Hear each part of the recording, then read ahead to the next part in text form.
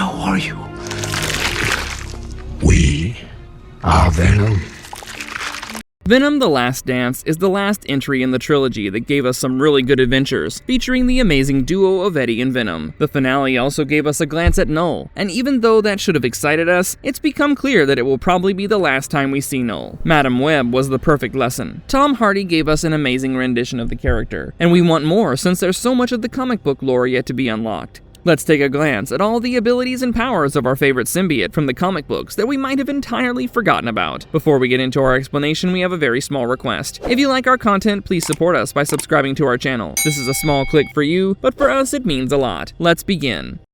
Genetic memory. You might have heard of incredible memory capabilities, but Venom has a unique version of this ability that could even be passed down to various generations, called genetic memory. So, certain memories go directly to the offspring, even though they might not have any sensory experience associated with them. Imagine a complete archive of memories in your DNA, and you realize these things even though you cannot associate with them directly. Every memory associated with your parents, and even your grandparents, is passed to you, and over time, they may actually unlock at times when you might require these memories when you couldn't have expected. Yep, that's pretty cool. I would sign up for that. But in the case of our favorite symbiote, Venom, these memories can help them realize and remember various aspects of their generation's past. Normally, symbiotes possess a genetic memory that allows them to tap into the skills and experiences of other symbiotes. This ancestral recall enables Venom's descendants on Earth to harness the powers of former hosts, like Spider-Man and his spider-like abilities. In the case of Venom himself, he's supposedly the 998th generation of a lineage of symbiotes. Still, he carries all the information his past generations have experienced and witnessed. No wonder Eddie had a difficult time getting a glimpse into the vast archive of information. A human mind would probably have a difficult time processing all that information, or utilizing it somehow. But that's not all, considering there's another aspect of this memory that allows Venom to know more about the universe through other symbiote counterparts, and we'll discuss that ability soon. Telepathy. There's a whole treasure chest of things when it comes to the symbiote's capabilities, and it makes sense that no one can bond with them and do something about these capabilities. Eddie's bonding with Venom gives us a glimpse into information that might be used in the latter parts of their adventure. However, the most common thing that remains between the two is the usage of telepathy, as Venom can communicate with Eddie both psionically and often biochemically, and the same is true for Venom and the other symbiotes. Yes, Venom can communicate with the rest of his species via telepathy. Over the years, this ability has become something cool because Venom has been able to use it in various ways. For example, in the 2013 issue 30 of Venom, the symbiote ends up using this ability to control an entire army of mercenaries that was intended to fight Venom, and it's very apparent that the symbiote has taken over these people. The mercenaries start screaming, It's in my head!" thus indicating that they can take over your mind without the symbiote coming into contact with you. Even though this ability hasn't been used to its full potential, there's another major benefit that works out and has been seen over the years. Because of their strong telepathic abilities, Venom is completely immune to other telepathic attacks. It became apparent during one of the interactions Venom had with Jean Grey. He instantly became aware of her intentions and asked her to hold back her telepathic abilities in front of him.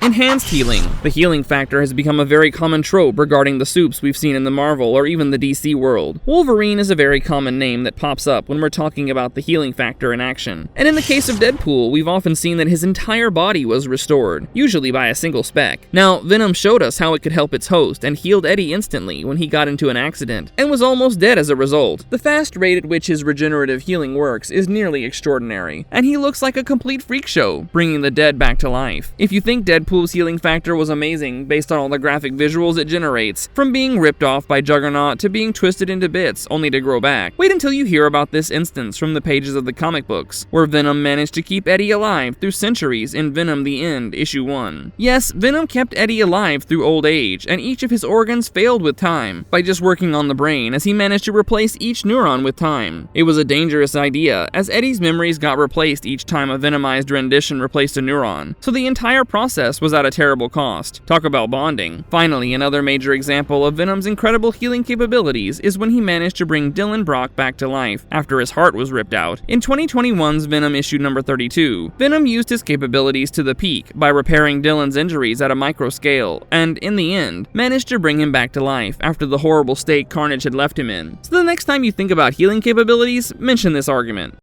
Matter generation. Even though we've seen how Venom often used these abilities for the good of the people it likes, there are chances he can use them to become an unstoppable enemy. If you're wondering what abilities can be used in such circumstances, matter generation can be used as an effective way to wipe out people quite easily. The symbiote can use its matter to generate certain tendrils or pseudopods that could be quite lethal when used against the opponent. Imagine a tiny bit of the symbiote being passed into the opponent in a well-orchestrated manner, smothering this opponent from the inside, and then leaving them without a single hint of how it happened. It sounds like something the secret agents could use to kill their enemy during something like the Cold War. At the same time, another aspect of this power puts Venom into the leagues of a messed up rendition of Green Lantern. Even though Venom doesn't use this ability much, we've seen moments where Venom used its hands by turning them into scythe-like weapons, and even swords to fight the enemy. Not only that, but there have been situations where Venom used its biomass as an effective shield from enemy attacks, protecting its host. Often, this ability ends up complementing the aesthetics of a particular villain. For example, when Venom bonded with Mac Gargan, he emulated Gargan's scorpion design and grew a tail. And then, who can forget the cool black Spider-Man suit that resulted from bonding with Spidey?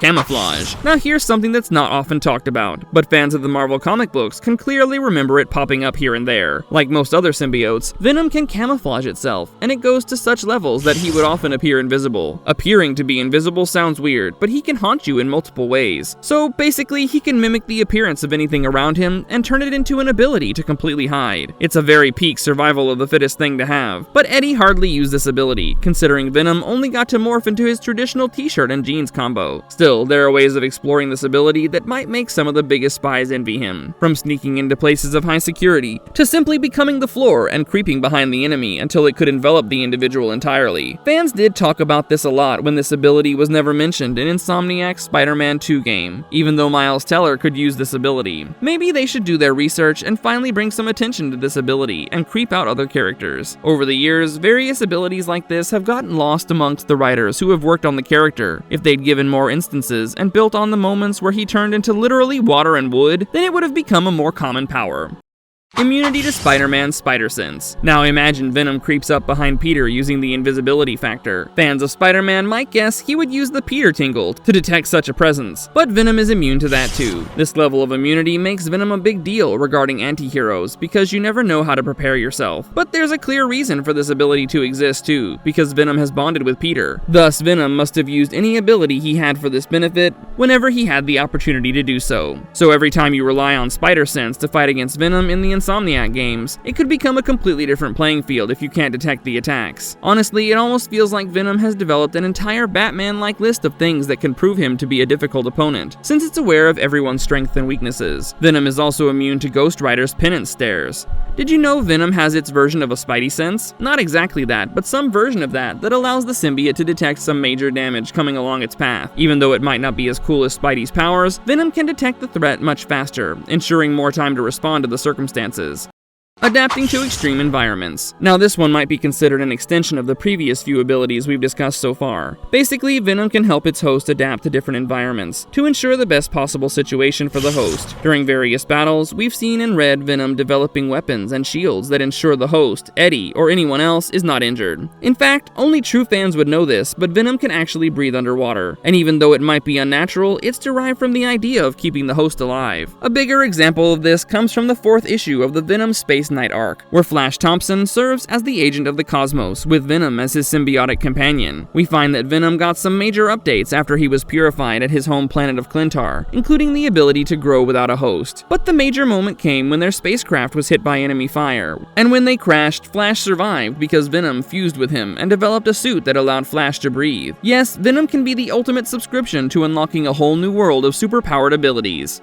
Influence over host. Now comes the bit that might emphasize the darker aspects of Venom, something that we've not touched upon in the past few powers. Venom depends a lot on the host, and various things accompany it. The symbiotes can see the thoughts of their hosts, but also feed on the darker thoughts associated with major negative emotions, like rage, hatred, and even bloodlust. However, feeding into these elements over time can affect Venom, as it can soon start exhibiting these things in a larger behavioral pattern. Also, Venom can often use this ability to achieve what it personally wants by blocking certain parts parts of the mind that can generate certain thoughts. That gave us the Peter Parker dance from 2007 Spider-Man 3. You were wrong if you thought Eddie was in full control, my friend. But then there are bits where Venom used these abilities for good, and a clear example would be how he behaved and kept Eddie's cancer in check. Even though the cancer would return at times when Venom was going around with a new host, Venom did ensure it didn't turn into a fatal thing. Poison generation. We all know that Venom is somewhat of a poison himself, but did you know that Venom has quite a poisonous bite? Considering that Eddie Brock was completely powerless, bonding with him led to some really interesting powers being unlocked by Venom. One of the major ones was the poisonous fangs that sprouted out of Venom's maniacal grin, and even though it seems like a rather intimidating feature, there's more to it than just the looks. This ability might only be specific to Venom, considering that other symbiotes have similar skills. For example, Agony can spit acid, and Toxin can change shape and form. Even though this ability has been something that is quite underestimated with time, it managed to cripple Sandman to such a level that a single bite was almost enough to kill him. Energy absorption. Linking up with the Hive Mind can unlock some rather amazing abilities, and such was the case when the symbiote managed to channel energy and strike back at the enemy with arms that had become energy cannons. In 2018's Venom issue number 27, the one-time virus was hell-bent on killing Eddie and Venom. Venom decided to unlock and learn some of the capabilities from the Hive Mind, and managed to bring quite the attack from their end. First, we got to witness the wings that managed to plummet the virus into the air, but Virus wasn't going down that easy, and used his giant energy burst to almost neutralize Venom. While Eddie feared this might be the end, Venom was learning new things and finally made the move. He used all the energy that Virus had unleashed on them, redirected it back at Virus, and blew him away. Yep, that's some badassery you don't get to see every day. Hybridization. We've seen how symbiotes form offspring, and they can turn into some of the darnest things in the universe. But what if these symbiotes could come together against an enemy and form something that has the powers of both? Think of the potential of such a symbiote. Well, we did get a glance at this hybridization, with the formation of the hybrid symbiote, that was formed after the merging of Agony, Lasher, Phage, and even Riot. The ability to do this bolsters the skills of the individual symbiotes, and forms something that the opponent might have difficulty dealing with. But Venom also has this capability, and can use it to its benefit, as was seen when he amalgamated with Rex Strickland's symbiote, and became a powerful enough symbiote to go against Null himself.